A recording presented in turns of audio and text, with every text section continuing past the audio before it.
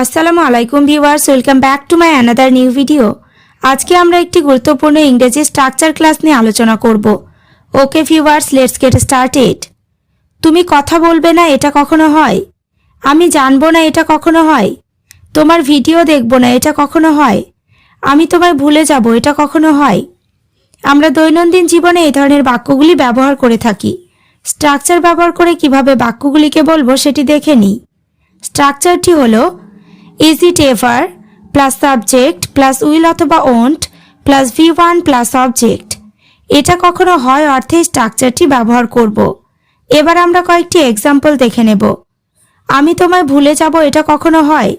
Is it ever I will forget you. এখানে is it ever মানে এটা কখনো হয়, আই মানে আমি সাবজেক্ট, ফরগেট মানে ভুলে যাওয়া ভার্ব, ইউ মানে তোমাকে object. Is it ever I will forget you, আমি তোমায় ভুলে যাব, এটা কখনো হয়? নেক্সট, তুমি কথা বলবে না, এটা কখনো হয়? Is it ever you won't speak. এখানে ইউ মানে তুমি, ওয়ন্ট স্পিক মানে কথা বলবে না। Is it ever you won't speak মানে তুমি কথা বলবে না, এটা কখনো হয়? পরেরটা, আমরা তোমার ভিডিও দেখব না, এটা কখনো হয়? Is it ever we won't watch your video. এখানে ইজ ইট এভার মানে এটা কখনো হয়, উই মানে আমরা, ওন্ট ওয়াচ মানে দেখব না।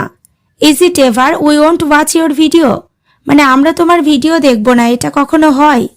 নেক্সট, আমি জানবো না, এটা কখনো হয়? Is it ever I won't no.